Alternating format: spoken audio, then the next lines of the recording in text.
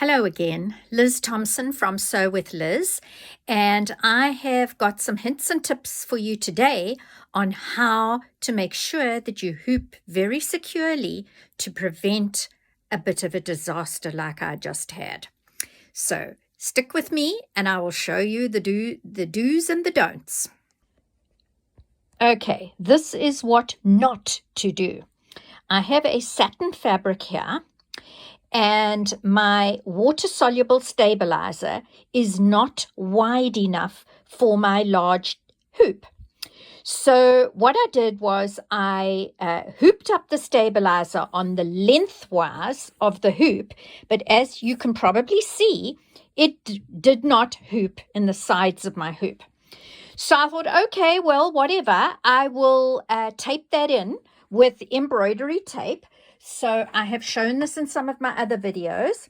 This embroidery tape, I taped the stabilizer onto the back of the hoop. Well, good thought. However, it didn't work because there is such a dense stitch out. I believe it was over 39,000 stitches in this design, which is the back of a embroidered clutch bag or clutch purse. And all that happened was that embroidery tape gave way and my embroidery stabilizer, the water soluble, just started pulling inwards. So you can see over here what happened. The fabric pulled all the way in and the design started shifting outside of this boundary of the design, which will actually be my seam allowance when I sew the bag up, all in the hoop. But that obviously is not going to work. And there are also quite a few little bubbled areas in the hooping. And so, okay, chalk it up to experience. What we will do is we will just do away with that and we will use it for something, who knows. So what I've now done is I took two pieces of my stabilizer and I overlapped them by a good couple of inches, maybe 1.5 inches, 2 inches, and I have taped them together both above and underneath the stabilizer with my embroidery tape. I am hoping it's going to work. But what I have also done is I have used my magnets. I did use my magnets last time, but because the stabilizer wasn't within these sides of my hoop, it didn't help me at all to have those there. Now my stabilizer is hooped in the two halves of the hoop. You won't see it, but what I also did was on the inside of the outer hoop, I taped down a piece of double-sided tape all the way around on this inside rim. And we'll see if that works. I didn't peel off to reveal the stickiness. Maybe I should have, but I just thought I'd try it with like an extra bit of tape there, might hold things a bit better. I could have stitched this with water-soluble stabilizer, but I'm going to see how it goes without having to do that. But the other thing that I learned recently from Creative Kiwi Designs is that if you hoop up your fabric or your stabilizer, here they're only calling for the stabilizer to be hooped. On the just where the stabilizer peeps out from between the two halves of the hoop, you put a pin in there, and you do that all the way around the hoop. And the reason for that is that now that pin is in a sense lodged in the stabilizer, and so if the embroidery where my thumb is showing you, if the embroidery pulls, it can't really pull that stabilizer in through the hoop because it's jammed there with the pin.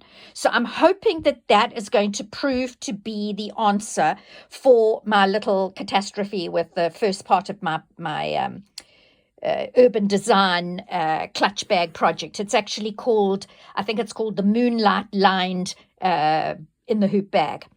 So we will see. I'm going to try that now. And of course, what is the next step is to put my fabric over the top. And this is another mistake I made. I saw it in the instructions. I read it and I thought I knew better. But I'm using a satin fabric, a polyester satin. And it did ask to attach cutaway stabilizer or fusible interfacing on the back of your fabric. And I thought, nah, I don't need that. I did. So I have now done that, and I have my fabric here. Here is my piece of satin, and I have fused, you may not see it terribly well, but I have fused some fusible interfacing onto the back of it, which makes my fabric a lot firmer. And I think that, together with this pinning and making sure that my stabilizer is in fact hooped and not just floating or hooped at the top and the bottom and nowhere else, that really wasn't a clever idea. So I am letting you today learn from our mistakes. I had a couple more thoughts of ensuring success with this hooping.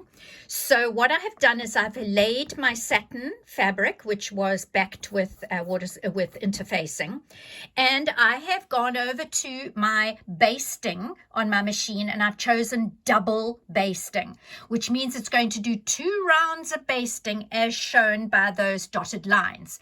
And what I've done on the top is, because I don't want to be picking basting thread out later, I have threaded up with water-soluble thread. And just a hint about water-soluble thread, keep it in a zip seal bag, especially if you live in a moist climate. And so here we are. I am now setting my basting going, and it's going to go twice around the hoop. Sort of somewhere in the middle of the design is this first one, and then it moves to the outer perimeter of the design, and that will help to hold my fabric a little more firmly onto that water-soluble stabilizer. The other thing I did, which I obviously didn't show you because it was before I put this fabric onto the hoop, is I sprayed the water-soluble stabilizer on the hoop, which was already hooped as I showed you just now.